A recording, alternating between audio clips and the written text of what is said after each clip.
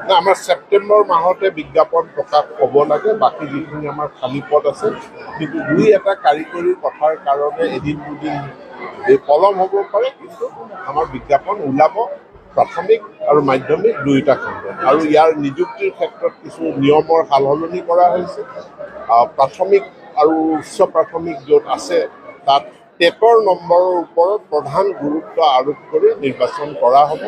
তাত য'ত আমাৰ আপাৰ প্ৰাইমেৰী গ্ৰেজুৱেশ্যনটোৰ প্ৰয়োজন হয়, তাত গ্ৰেজুৱেশ্যনত 10% ৱেইটেজ লোৱা হ'ব, DLEDৰ পৰা 5% লোৱা হ'ব, হায়াৰ ছেকেণ্ডেৰীৰ পৰা 5% লোৱা হ'ব, কিন্তু 80% ৱেইটেজ আমি টেটৰ মাৰ্কছৰ পৰা ল'ব। হায়াৰ ছেকেণ্ডেৰীৰ পৰা 5%, DLEDৰ পৰা 5%, টেটৰ পৰা 80%, আৰু য'ত গ্ৰেজুৱেশ্যনটো এপ্লিকেবল হয় তাত গ্ৰেজুৱেশ্যনৰ পৰা 10%। সেই সংখ্যাটো এতিয়ালৈকে প্ৰস্তুত হৈ আছে, চূড়ান্ত হোৱা নাই। পুৰণা যি পেঞ্চন নীতি আছে ইয়াক লৈ শিক্ষকসকলে প্ৰতিবাদত নামিছে, ভাৰতজুৰি আন্দোলন আৰম্ভ হৈছে, অসমৰ শিক্ষকসকলেও কৰিছে, কি কৰিব? এইটো কেন্দ্ৰীয় চৰকাৰৰ এটা পলিচি। আমাৰ অসমৰ শিক্ষক কৰ্মচাৰী সকলোৱে অসম চৰকাৰৰ লগত আগতে এটা বুজাবুজি কৰি থৈছে যে ভাৰত চৰকাৰৰ যিটো চেণ্ট্ৰেল গভৰ্ণমেণ্টৰ পে স্কেল আৰু অন্যান্য নীতি নিয়ম আছে সেইখিনি অসমত প্ৰযোজ্য হ'ব।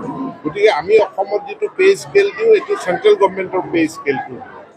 এতিয়া ইয়াতে NPS টো চেণ্ট্ৰেল গভৰ্ণমেণ্টৰ পলিচি, গতিকে পে স্কেলটো আমি চেণ্ট্ৰেল গভৰ্ণমেণ্টৰ ল'ম, পেঞ্চন পলিচিটো নল'ম, তেনেকুৱাটো কথাটো হ'ব নোৱাৰে। গতিকে দুয়োটাই এইটো অসমত প্ৰযোজ্য হৈছে, কিন্তু বিষয়টো বিভিন্ন ধৰণৰ পৰ্যালোচনাৰ মাজত আছে, আৰু সেই পৰ্যালোচনা অনুযায়ী ভাৰত চৰকাৰে যি সিদ্ধান্ত লয় সেইমতে বিজ্ঞান শিক্ষকৰ নিযুক্তিৰ ক্ষেত্ৰত চৰকাৰে সিদ্ধান্ত লৈছে যে তেখেতৰ যি অৰ্হতা আছে, অৰ্হতাত গ্ৰেজুৱেশ্যন মেথছটো এটা ছাবজেক্ট হিচাপে থাকিব।